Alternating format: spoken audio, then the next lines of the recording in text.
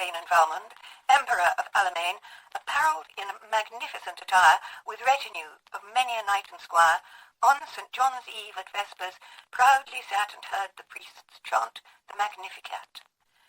And as he listened, o'er and o'er again, repeated, like a burden or refrain, he caught the words, Deposuit potentes de sede et exultavit humiles. And slowly lifting up his kingly head, he to a learned clerk beside him said, What mean these words? The clerk made answer meet, He has put down the mighty from their seat, and has exalted them of low degree. Thereat King Robert muttered scornfully, "'Tis well that such seditious words are sung only by priests, and in the Latin tongue, for unto priests and people be it known, there is no power can push me from my throne." And leaning back he yawned and fell asleep, lulled by the chant monotonous and deep. When he awoke, it was already night. The church was empty, and there was no light save where the lamps that glimmered few and faint lighted a little space before some saint. He started from his seat and gazed around, but saw no living thing, and heard no sound. He groped towards the door, but it was locked. He cried aloud, and listened, and then knocked, and uttered awful threatenings and complaints, and imprecations upon men and saints. The sounds re-echoed from the roof and walls, as if dead priests were laughing in their stalls.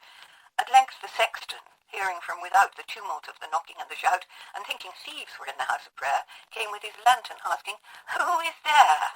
Half choked with rage, King Robert fiercely said, "Open! 'Tis I, the king! Art thou afraid?" The frightened sexton, muttering with a curse, "This is some drunken vagabond, or worse," turned the great key and flung the portal wide. A man rushed by him at a single stride, haggard, half-naked, without hat or cloak, who neither turned nor looked at him nor spoke, but leapt into the blackness of the night, and vanished, like a spectre, from his sight. Robert of Sicily, brother of Pope Albane and Valmond, Emperor of Alamein, despoiled of his magnificent attire, bare-headed, breathless, and besprent with mire, with sense of wrong and outrage desperate, strode on and thundered at the palace gate, rushed through the courtyard, thrusting in his rage to right and left each seneschal and page, and hurried up the broad and sounding stair, his white face ghastly in the torch's glare. From hall to hall he passed with breathless speed. Voices and cries he heard, but did not heed, until at last he reached the banquet room, blazing with light and breathing with perfume. There, on the dais, sat another king, wearing his robes, his crown, his signet ring, King Robert's self in features, form, and height, but all transfigured with angelic light. It was an angel, and his presence there with a divine effulgence filled the air, an exaltation piercing the disguise, though none the hidden angel recognized. A moment speechless, motionless, amazed, the throneless monarch on the angel gazed, who met his looks of anger and surprise with the divine compassion of his eyes, then said, "Who art thou, and why comest thou here?" To which King Robert answered with a sneer, "I am the king, and come to claim my own from an impostor who usurps my throne." And suddenly, at these audacious words, up sprang the angry guests, and drew their swords. The angel answered with unruffled brow, "Nay, not the king, but the king's jester.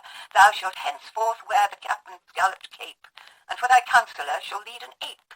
Thou shalt obey my servants when they call, and wait upon my henchmen in the hall."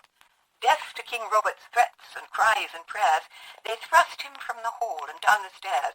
A group of tittering pages ran before, and as they opened wide the folding door, his heart failed, for he heard, with strange alarms, the boisterous laughter of the men-at-arms, and all the vaulted chamber roar and ring with the mock plaudits of "Long live the king!"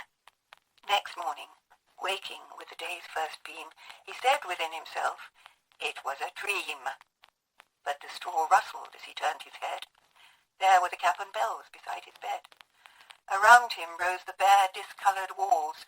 Close by, the steeds were champing in their stalls, and in the corner, a revolting shape, shivering and chattering, sat the wretched ape.